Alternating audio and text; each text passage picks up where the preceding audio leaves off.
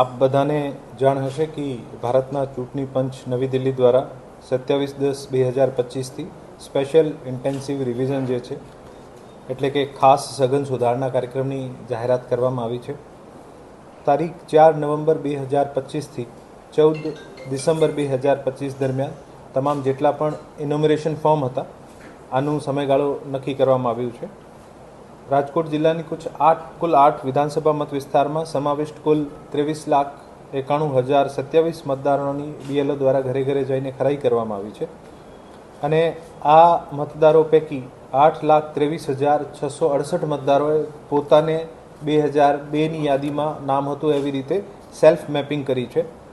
10,06,117 મતદારે પોતાના રિલેટિવ સાથે પ્રોજેની મેપિંગ જેને કહેવાય છે આ કરવામાં આવ્યું છે.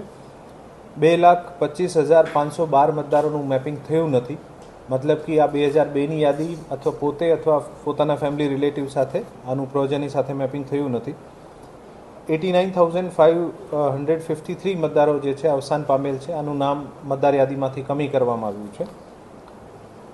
58,942 મતદારો જે છે સ્થળ ઉપર મળી આવ્યા નથી, જેથી તેનું નામ પણ ડ્રાફ્ટ મતદાર યાદીમાંથી કમી કરવામાં આવ્યું છે અને 1,69,135 મતદારો કાયમી સ્થાનાંતરણ થયેલા છે, જેથી આનું નામ પણ ડ્રાફ્ટ યાદીમાંથી કમી કરેલું છે.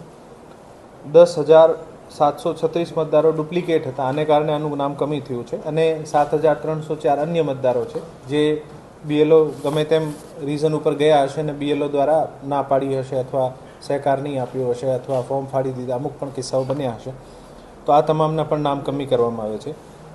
જેથી આ તમામ જેટલા પણ મેપિંગ થયા છે અને જે નામ કમી કરવામાં આવ્યા છે આના પછી જે છે છેલ્લે આજે આ મતદાર યાદી જે છે આ ડ્રાફ્ટ યાદી, કાચી યાદી જેને કહેવાય, આ પ્રસિદ્ધ કરવામાં આવી રહી છે. આ ડ્રાફ્ટ યાદી ઉપર જેટલા પણ નો મેપિંગવાળા છે, જેનું મેપિંગ નહીં થયો, આ તમામને ઈઆરઓ દ્વારા નોટિસ ઇસ્યુ કરવામાં આવશે. નોટિસ ઇસ્યુ કરીને આના જવાબ લેવામાં આવશે. આ લોકોની જ્યાં સુધી પ્રોજેની અથવા પોતાના સેલ્ફ સાથે મેપિંગ થતી હશે તો આ પણ કરાવશે અને પછી એક નિર્ણય ઉપર આવશે કે આ મતદારોની યાદીમાં રાખવાના થાય છે કે નથી. આ સંપૂર્ણ પ્રક્રિયા પારદર્શક રહે, સંપૂર્ણ પ્રક્રિયામાં દરેક સ્ટેક હોલ્ડર્સ સામેલ રહે અને દરેકનો સુઝાવ પણ લેવામાં આવે. આ ઉદ્દેશ્યથી અત્યાર સુધીમાં રાજકીય પક્ષો સાથે કુલ 5 મિટિંગો કરવામાં આવી છે અને દરેક વખતે રાજકીય પક્ષો દ્વારા જે પણ સૂચન કરવામાં આવ્યા છે આ સૂચનોને અનુસરીને આપણી કામગીરીને વધુ ઇઝી અથવા વધુ ફ્રેન્ડલી બનાવવાની કોશિશ કરી છે. આજે 19 ડિસેમ્બર 2025ના દિવસે જે ડ્રાફ્ટ મતદાર યાદી છે, મુસદ્દા મતદાર યાદી છે, આ તમામ 8 વિધાનસભાનો જે છે આની જાહેર કરવામાં આવી છે. આ મતદાર યાદીને આપ કલેક્ટર કચેરી, તમામ મતદાર નોંધણી અધિકારી શ્રી, મામલતદાર કચેરી, મદદનીશ મતદાર નોંધણી અધિકારીની કચેરી અને નિયુક્ત મતદાન મથકો આ તમામ જગ્યા ઉપર જોઈ શકાશે.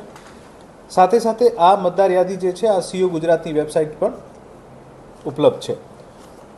રાજકીય પક્ષોને પણ, જે મેં અગાઉમાં પારદર્શિતાની વાત કરી એવી રીતે રાજકીય પક્ષોને પણ એક યાદી આપવામાં આવી છે જે ડ્રાફ્ટ યાદી છે.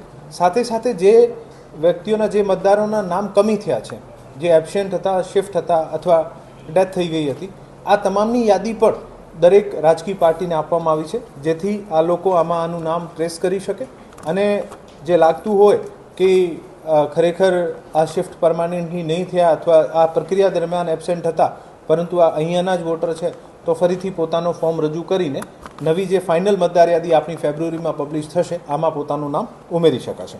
BLA મિટિંગ દરેક કક્ષાએ થઈ છે અને જ્યારે આ ફાઇનલી એબસેન્ટ, શિફ્ટ અને ડેથ વોટર્સ જેનું નામ કમી થવાનું હતું ત્યારે પણ તમામ BLAsને, તમામ પોલિટિકલ પાર્ટીઝના જે બૂથ લેવલ એજન્ટ છે આને પણ આ યાદી આપવામાં આવી છે અને ખૂબ જ બહોળી પ્રસિદ્ધિ કરવામાં પણ આવી છે. હવે પછી આજે 19 ડિસેમ્બરથી લઈને 18 જનવરી 2026 સુધી કોઈ પણ નવા ફોર્મ હોય, હક દાવા અથવા વાંધા અરજી જે છે આ કરી શકાશે.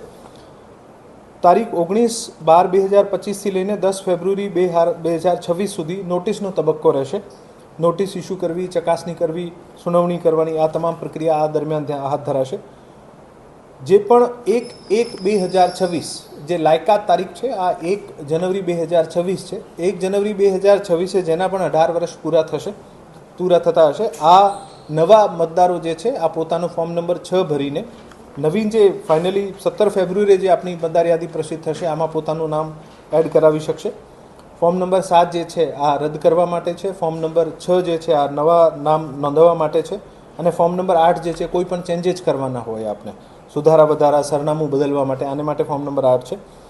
આ તમામ પ્રક્રિયા કરીને 10 ફરવરી 2026 સુધી તમામ વાંધા સાંભળીને આનું નિરાકરણ કરીને તારીખ 17 ફેબ્રુઆરી 2026ના દિવસે આપણે ફાઇનલ મતદાર યાદી જે છે આને પ્રસિદ્ધ કરીશું. અને જે પણ મતદારોએ આ પ્રક્રિયા દરમિયાન કોઈ પણ સંજોગોમાં જે સ્થળ ઉપર નહીં હોય, પોતાનું નામ બીજી જગ્યા હતા અને કામ કમી થઈ ગયું હોય, અથવા 18 વર્ષના થતા હોય, નવું નામ ઉમેરવાનું હોય, સરનામું બદલ્યું હોય, જે પણ સંજોગ હોય, આ તમામને વિનંતી કરું છું કે વધુમાં વધુ જ્યારે પણ આપને નો મેપિંગવાળાને નોટિસ મળે અથવા જે નવો આપનું નામ ઉમેરવા અથવા કોઈ ચેન્જીસ કરાવવાનો હોય, ઝડપથી કરાવીને જેવી રીતે આપ SIRની પ્રક્રિયામાં સહયોગ આપ્યું છે એવી જ રીતે આપ આ ફાઇનલ જે મતદાર યાદી પબ્લિશ થશે આમાં પોતપોતાનો સહયોગ આપશો એવી મને આપ સાથે અપેક્ષા છે. 2256 મતદાર મથક હતા, પણ લગભગ 914 મતદાર મથકોમાં કોઈના નામ ચેન્જ કરાવવાના હોય, કોઈના સ્થળ બદલવાના હોય, ચૂંટણી કમિશન દ્વારા જે અગાઉની પ્રત્યેક મતદાન મથક જે 1500ની મતદારોની સીમા હતી આને ઘટાડીને અત્યારે 1200 કરી છે. અને આ તમામ એક્સરસાઇઝ જે SIR શરૂ થઈ છે ત્યારે શરૂઆતમાં જ થઈ ગઈ હતી. આ તમામ પ્રક્રિયા દરમિયાન આપણે 256 નવા મતદાર મથક પ્રપોઝ કર્યા હતા અને આજની તારીખમાં આપણે પાસે 2512 જે છે 2512 મતદાર મથક છે. અગાઉમાં 2256 મતદાર મથક હતા.